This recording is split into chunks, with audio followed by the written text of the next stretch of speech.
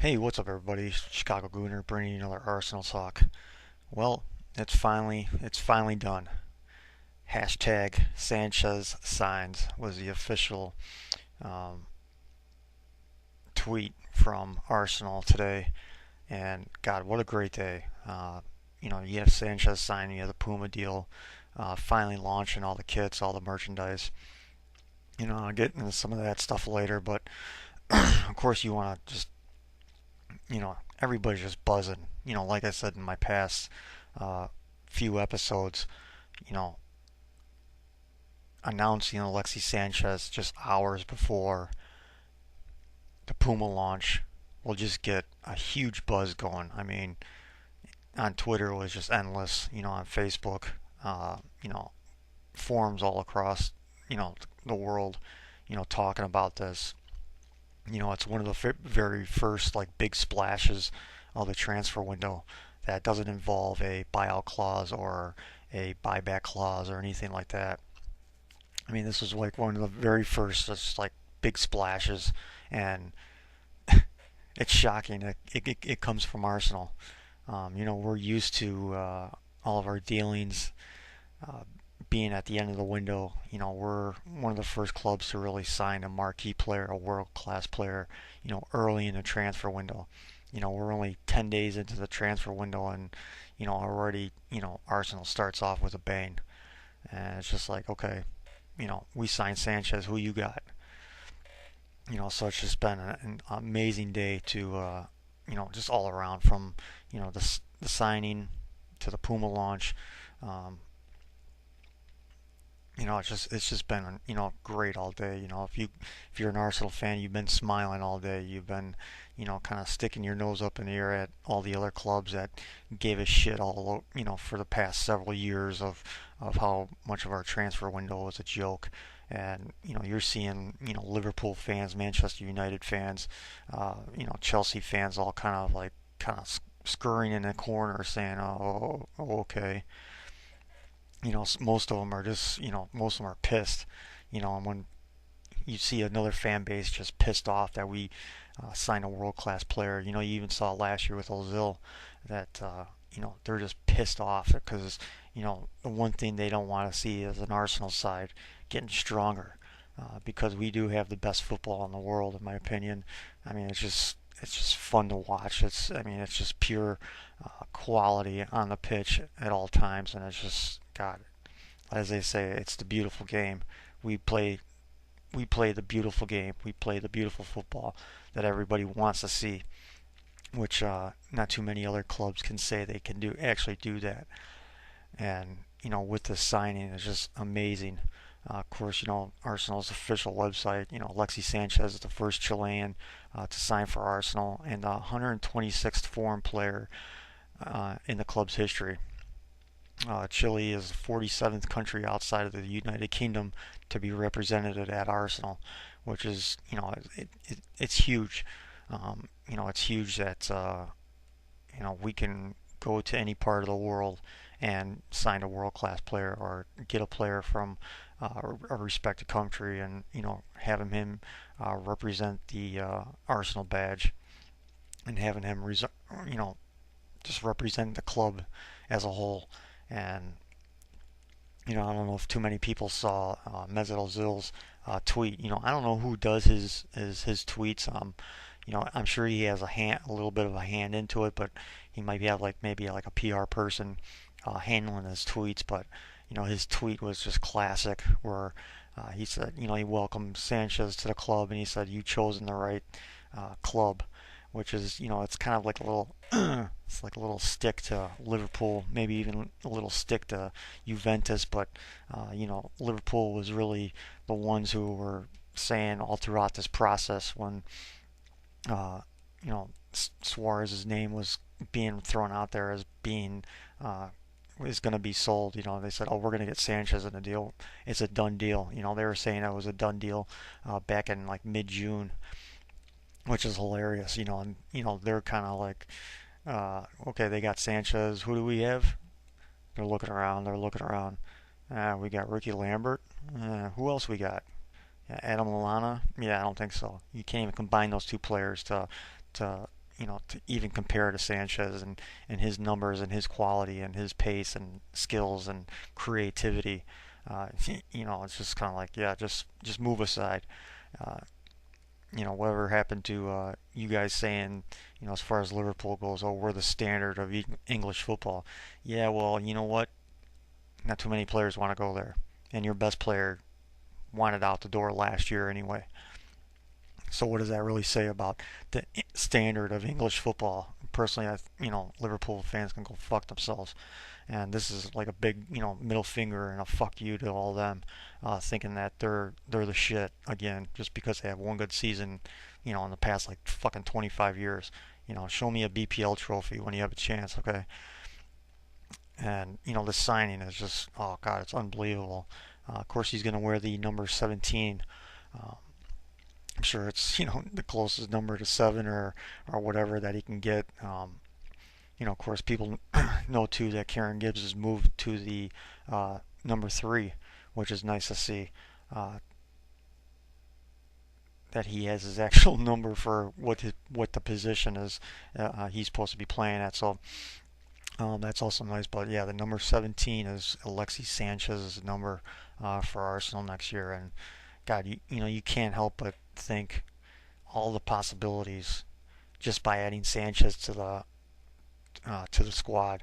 Um, he he can play just about any position on the field. I mean, that's what a world class player is. That he can play any position on the field. He can play striker, he can play winger. If needed be, if there's plenty of injuries, he can play that number 10 role. He can play right behind the striker. Even if you asked him to play it, he could probably play that CM role that Aaron Ramsey and Jack Wilshere play. He can play anywhere, any of the forward, positions on the field. He can play. But then you got to think, of all the possibilities of, what does this actually mean? What is this going forward? Um, we're about 37, 38 days away from the very first game at the start of the season, which is, I believe, August 17th, and I just can't wait. I'm sure every single Arsenal fan can't wait as well. But again, you're thinking of all the possibilities. Where does Sanchez play? Where can we play him? And like I said, you can play him anywhere. But uh, one of the things I've been like brainstorming and stuff, and thinking of all the possibilities, is I wonder if Arsene Wenger is going to have. I wonder if he's going to put this kind of lineup in where you're going to have Sanchez at the striker role. You're going to have Theo Walcott playing on the right wing. You're going to have Oxlade-Chamberlain on the left wing. You have Ozil playing right behind Sanchez. Then you got Aaron Ramsey also backing him up. I mean, just think of the pace, the skill, the finishing, the creativity, the runs that those guys can make. I mean, just all the possibilities. And of course, you could put, Giroud up top. You could put Sanchez on the left wing. You could put Theo on the right, Oxlade-Chamberlain on the right or left. Of course, Theo's probably not going to be back until possibly early October, is what some of the reports are saying. That he's on time, he's doing well in training, and getting strong again, getting his mobility back. That he can get back, and he seems like he's on schedule to come back somewhere around, like they're saying, as early as late September, early October. So, you kind of think, that first game, who's it going to be? It's probably going to be Giroud up top. You're going to maybe see Sanchez on the right, Santi on the left, Ozil behind Giroud, and of course Aaron Ramsey, and then possibly whoever our DM might be next year, which I'll get into a little bit here later. But this signing just says, I mean, again, the possibilities. I mean, you look at Aaron Ramsey of what this is going to do for him. Even he had an outstanding year last year. He's really shown that he is could be. If he has another year like he did last year and stays healthy, I mean, at the end of next year, you could say Aaron Ramsey's a world-class center midfielder. But you think of the Sanchez signing and where Sanchez can play and everything like that. And, you saw what Aaron Ramsey could do last year. My nickname for Aaron Ramsey is kind of like the Ninja Assassin, just basically off of just basing it off of how you saw he got all of his opportunities last year as far as Aaron Ramsey goes. He was unmarked every single time, almost. He was hardly ever marked, whether it was from a bad team or a good team. And that's why, I call him the ninja assassin because no one marks him. He has so much space to run into. He finds those pocket of spaces that he can just run into. And when you have a guy like Ozil, when you have a guy like Santi, who can just like see it from a mile away, and all of a sudden, you see an Aaron Ramsey streaking, you know, in the box and stuff, and you can just find him.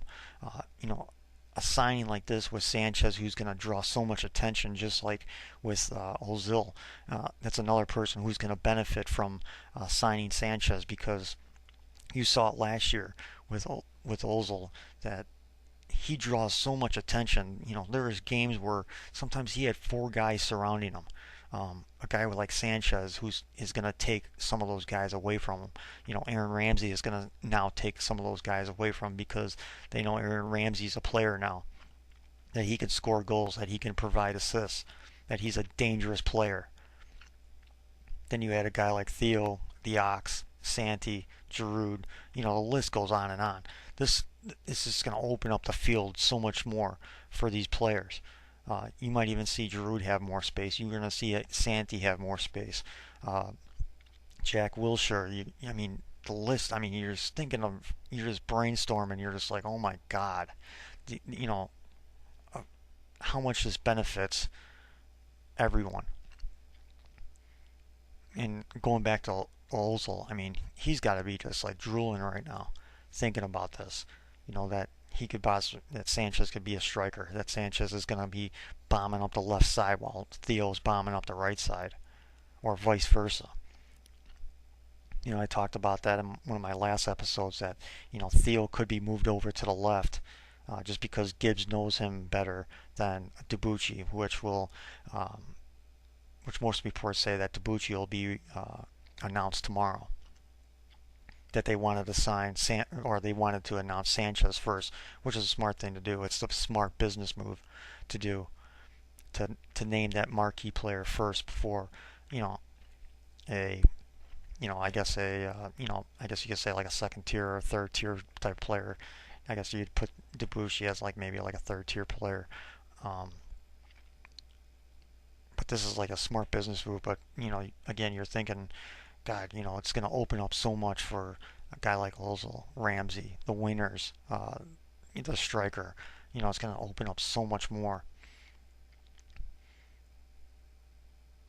It's going to give so much more freedom to people, like especially like when the fullbacks bomb forward. You're thinking about Debuchy, Gibbs, Monreal, Jenkinson. Of how much of attention he's going to draw to himself. He's going to draw a fullback, a center half, the DM. To where last year you saw like the DM, a fullback, and even one of the wingers like kind of try to collapse on Ozil. Well, now you got another world-class player and Alexis Sanchez to provide, just to provide more space for Ozil, because Ozil is just going to be looking for him nonstop. Because if you look at, just go back and watch Alexis Sanchez's highlight tape from last year, where you saw all of his goals and assists and everything like that, of how much space he creates for himself, the runs he makes, whether they're diagonal runs, whether they're straightforward runs, where he's on the pitch of to where he gets the ball at. I mean, there's just like, oh, I'm just loving every second. I'm just thinking about it. It just gets me so excited. Um, of course, a lot of reports are saying that Debuchy is going to be tomorrow or today, I guess, when you're going to be um, listening to this. But you're going to have Debuchy today, possibly Remy on Saturday or Monday, and then there's that DM spot. I don't know if many of you are subscribed to Arsenal Fan TV. I am on Twitter and on YouTube as well. Robbie had a interview with Ivan Gazidis, so it was like a short 44 second clip, sorry, where Ivan Gazidis, Robbie was asking him about a holding midfielder, and Ivan Gazidis kind of messed up a little bit. He says, "Well, I can't talk about it until the deal is done." So that right there is telling you we are going to get a DM. Who that DM is, I don't know. Right now, there's a lot of rumors going around about Sami Khedira. That Sami Khedira doesn't want to talk to Real Madrid about a contract extension, and he has 1 year left on his contract. And that's when you see players usually move because a team like Real Madrid doesn't want like a player like Sami Khedira to go on a free. They want to get some type of uh, compensation back for him from him, from another club or whatever, so they go out and buy someone else. I don't know how much of those rumors are true. I don't know if it's made up by the media. I don't know if it's been leaked, leaked by, say, Khedira's agent. Um, but that would be a great signing, of course. But the only thing that worries me about Sami Khedira is, will he be disciplined enough to play that holding midfielder role? Because he likes to get forward a lot. And that's kind of a concern, because that's what Arteta does a lot, where he just forgets what he's doing. He forgets where the game is. He forgets his position on the field. He forgets his role on the field. And he bombs forward too far. And of course, it leaves the back four vulnerable. Does Sami Khedira have that discipline to just say, you know what, I'm gonna make myself a little campfire, get some marshmallows, get some chocolate, get some graham crackers, and just set up shop. I'm gonna make a little teepee right in front of the fucking both center halves, and I'm just gonna hang back here the entire game. Of course, if you're playing bottom half teams, you can bomb up forward a little bit more. But we need that discipline. So, if you're asking me right now, going back to the Sanchez deal, the Italian reporter was the first one that basically broke the news that says Alexis Sanchez and Morgan Schneiderlin will be at Arsenal next year. So if you're asking me right now, who do I want more as far as Morgan Schneiderlin or Sami Khedira? And I'm thinking, what do we need the most? Do we need another world-class player who is a world-class DM, but then that world-class DM likes to go forward a little bit too much for my liking? Or do you want a classic DM who knows his role on the pitch, who knows what he has to do, he knows his job, he knows he's not supposed to bomb forward, and he knows he's supposed to set up shop right in front of his center halves? Sami Khedira would be great. He would be a great signing. But at the same time, it's what we need the most. Do we need another big name like him, or do we need a classic DM? In my opinion, we need a classic DM. So right now, I would have to say we need Morgan Schneiderlin more than Sami Khedira. Unless he convinces Arsene that says, you know what, I can be that guy, I can be that role player, I can be that DM that you want, that I'm going to set up shop right in front of our center halves, and I'm going to stay there no matter what. And of course, the Sami Khedira thing would make more sense just based on the fact that, him and Ozil are best friends. And is it that much of a surprise that all of this Sami Khedira stuff is coming out now? While Germany is still in the World Cup, him and Ozil have open line of communication every single day. They see each other every single day. They talk to each other every single day. There was a report last week that Ozil was trying to convince Khedira to come to Arsenal. And I'll just throw out this little nugget from last year. Once Ozil came to Arsenal, there was a lot of different quotes being thrown out there from Real Madrid players. Ronaldo, Di Maria, Khedira. Everybody on Real Madrid was just shocked that Ozil was sold to Arsenal. and that he was let go. But one quote that I do remember was Sammy Khedira saying, "Well, this might change my perception of Real Madrid. I would like to uh, possibly next summer follow Ozil to Arsenal." He actually said that. It was about like a few weeks after the signing happened that he said he would be open to a move to Arsenal to follow his friend to Arsenal. So that's a possibility. Um, is say a Morgan Schneiderlin is a um, a Lars Bender, are those smoke screens for Sammy Khedira? It's a possibility.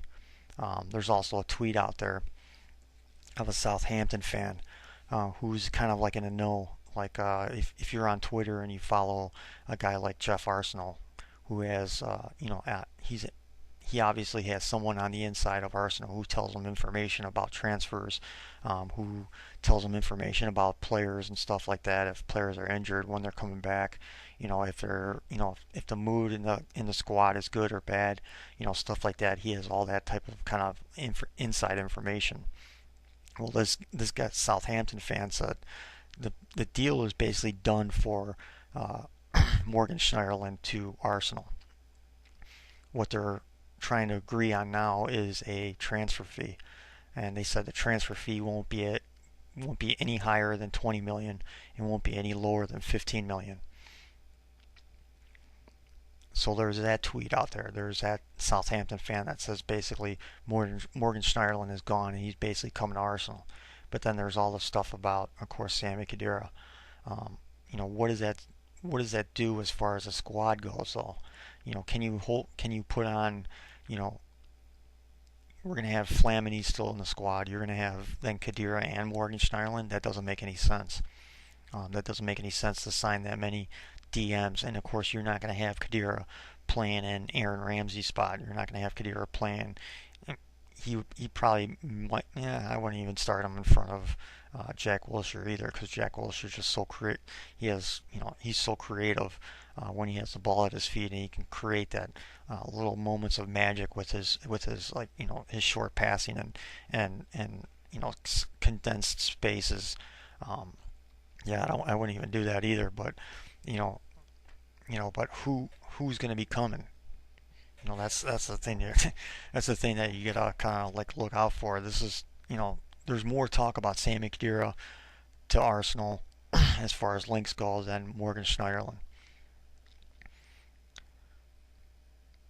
But if I said that I would rather have Morgan Schneiderlin, but if Sammy Khedira says right to Arsene Wenger, I'll be that guy that sets up shop.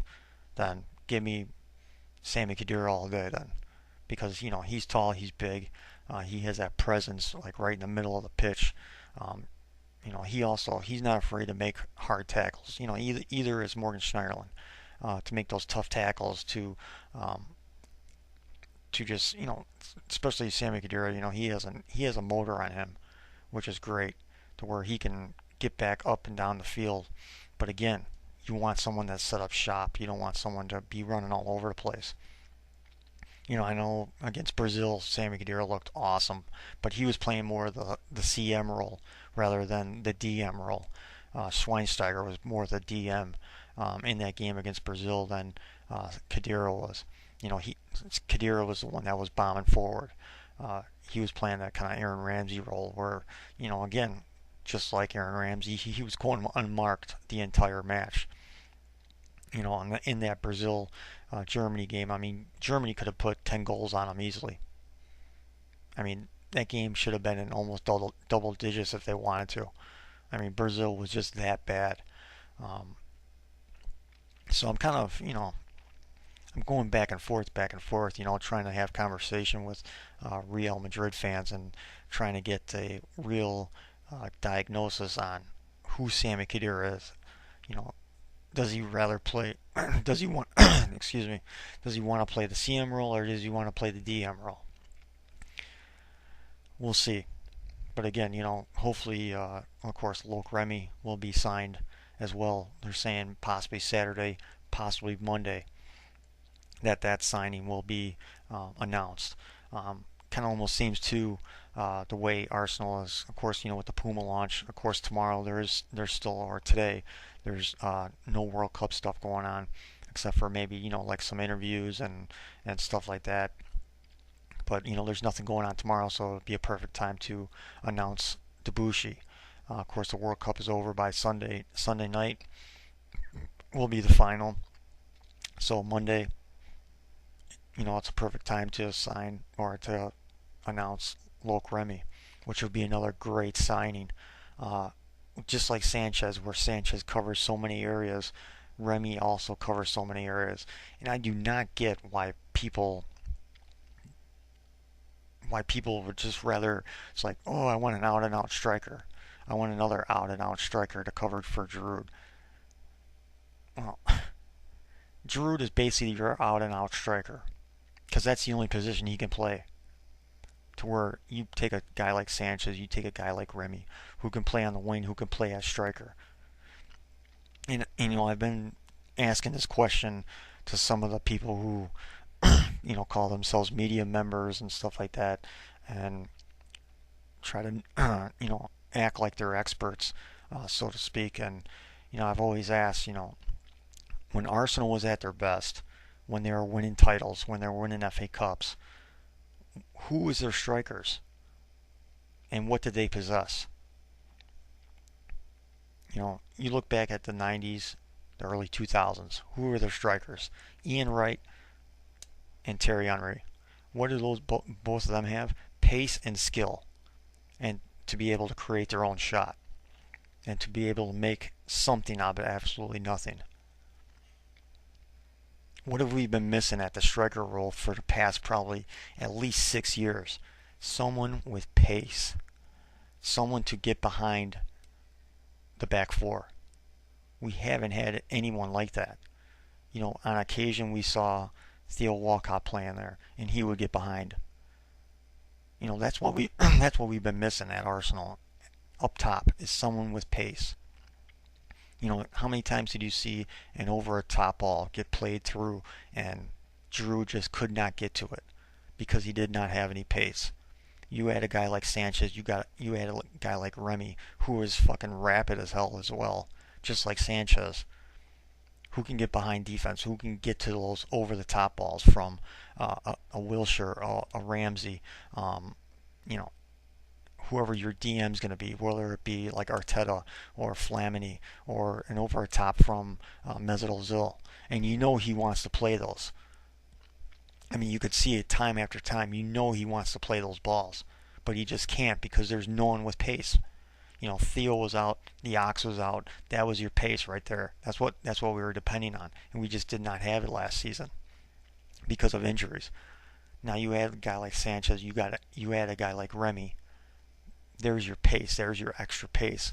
Those are the guys that you can put up front that can make back fours not press up high up the field like they were against us last year, because we didn't have that pace. Once you put that pace on the field, all of a sudden fullbacks get scared, center halves get scared, goalkeepers are shitting their pants. DMs are, all of a sudden, instead of looking forward, they're looking behind themselves. They're looking over their shoulders instead of paying attention to what's in front of them. So adding a guy like Remy, who's a damn good finisher. I mean, he's the type that he can have his back to goal. He can get a pass into his feet, take one touch, turn and shoot. And 9 times out of 10, that shot is going to be on target. That's what we've been missing. I love Giroud. I love everything that he does. But when it comes to stuff like that, he just can't do it. And that's what we need. That's why adding a guy like Sanchez and Remy it just makes sense. It just makes all the bit of sense. And if you add a guy like Remy, you can put Sanogo out on loan to get him experience that he needs, that he deserves. Instead of throwing him right into the fold when he wasn't ready. Sanogo still has time. He still has plenty of time to grow as a player.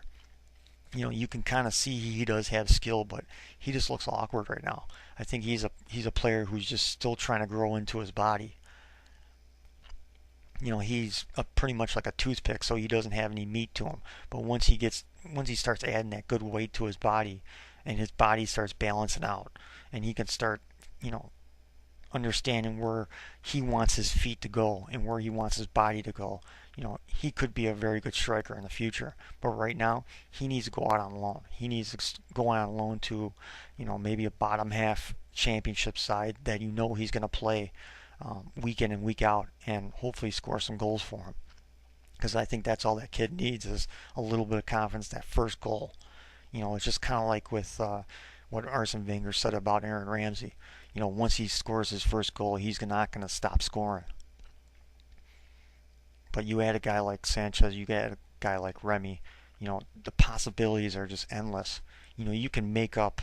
You look at that front line, including the strikers, the two wingers, uh, the number 10, and then of course Ramsey in the back, or Wilshire in the back covering for them as well. You look at that front line, that front five. Oh, the possibilities are endless when you add a guy like Sanchez and Remy to the deal. Of how you can rotate guys all the time, how you can keep guys fresh all the time. Because, I mean, let's be honest, by February last year, we were dead. It looked like Santi didn't have any legs by then.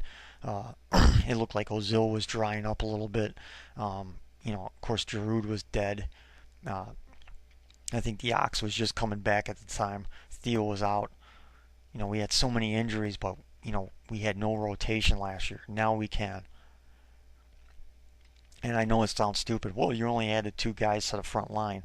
How does that really even help you? But if you look at it, if you look at the possible rotations that we could have throughout the season, instead of throwing Giroud out there and Ozil out there against, a newly promoted team, club, that we don't even need to put them on the pitch. You can put other guys on the pitch to win us the game instead of continuously having to throw your starting 11 out there every single time. And by the time that round of 16 comes up for Champions League football, we're going to be fresh. Every single guy on that pitch is going to be fresh and ready to go. So it's just an amazing time, an exciting time that Sanchez has signed, and it's just great. Kind of go over to the Puma stuff. Of course, I've only seen a few clips of it. It looked like it went over well. Of everybody that said they kind of went to the launch, at least on Twitter, said it was a great time, and they're ecstatic that Puma is now a part of us. And checking out some of the merchandise just on worldsoccershop.com. Of course, the home jerseys look great. The away jerseys look great. The one thing I tell you to take a look at if you haven't seen them already, but the pre-match jersey, the home pre-match jersey looks fucking sexy as hell. I know they're only coming out now with like a limited type of gear right now because everything's just launching, but everything looks fucking awesome right now. Everything looks good. It looks neat. It looks professional. It just looks like Puma actually gives a shit about Arsenal, to where you could kind of put a question out there that does Nike really give a shit about Arsenal? And it seems like Puma does. I mean, they did a great job with their launch video. I'm sure everybody has seen it, where there's like sprays of water, and it has Arsene Wenger talking about stronger together, and about the future, and victorious, and oh god, the whole thing looked amazing. And I own a couple of Puma shirts from I have an Italian national team jersey. I like it. I like the way it feels. I like the way it fits on your body. It's not exactly, the players' jerseys. I know a lot of overweight people are kind of complaining that, it's not going to fit them all that well. But if you get the authentic jerseys, they're going to fit almost like the players' jerseys are. The players' jerseys, of course, they're fit to their body, instead of saying, okay, well, you're a small, or you're an extra large, or you're a double X. It just doesn't work that way. They fit the jerseys to the players' bodies. I guess it helps them breathe better or something. I don't know. There's some type of scientific thing going on there with Puma and the fitting of all the jerseys to the players. But I like how they fit. I like how they feel. They're a lot better in my opinion than the Nike jerseys. They kind of, in my opinion too, they kind of put Nike to shame a little bit with their jerseys. I mean, if you seen the new Manchester United kits that came out, they look like shit with that stupid ass Chevy logo on there. They look kind of ridiculous. But yeah, I'm kind of glad that we're part of Puma now, and it's going to be great. Just like I'm going to go broke about paying for all this stuff and trying to get all the new gear because I'm going to be going down to a Puma store that's near my house on Saturday. All this stuff is being released tomorrow, but I'm not going to be able to get there because of work, because of working time. But Saturday I'm just going to go down there and I'm probably just going to be spending about close to, looks like it's going to be close to about $500 or so. I know the authentic jerseys cost around like 175 here in the States, and I'm sure the authentic away jersey costs the same thing. So probably going to get some shorts, maybe some socks, maybe that pre-match jersey too. It looks fucking awesome. Probably some shorts. I'm probably just going to just buy up everything that I possibly can, but everything looks great. But let me know your comments down below of how excited you were when Sanchez broke, and who do you prefer? Do you prefer a Morgan Schneiderlin who is a classic DM, or do you want that world-class name in Sammy Khedira coming to Arsenal? So let me know in those comments, and of course when the Debuchy stuff hits, and hopefully the Remy stuff will hit too as well. I'll probably do another Arsenal talk probably this weekend, and trying to map out some of the stuff of the possibilities of what's going to be going on, possibly for the preseason, and when all the guys, and good luck to Germany too if I don't do a cast this weekend. Then hopefully Germany wins. It'll be nice for the Germany boys to be, they left Arsenal as FA Cup champions, and they can come back to Arsenal as world champions. I mean, that would be great. I think that would just be an extra lift to the club, as long, plus with the signings that we're going to be making with Sanchez and Debuchy, and we're going to have like 4 or 5 players new in the camp before the first game. I mean, how crazy is that? That we're going to be getting all of our business done before August. I mean, that's mind blowing. And if you're an Arsenal fan, you're just, we can finally say, fuck, we're a big club now. Because this is what big clubs do. They get they get their business done early instead of just waiting until the end of the window. Because I can tell you, going through Twitter and going through some forums and stuff, a lot of people are just scared shitless right now of Arsenal and what we can do next season. And it's kind of nice to be the envy once in a while of other fan bases. So, yeah, let me hear your comments down below, and sub, like, do all that kind of stuff if you like, and hopefully I'll do another pod this weekend, maybe after the World Cup final when Germany beats Argentina, hopefully, and we'll talk to you later.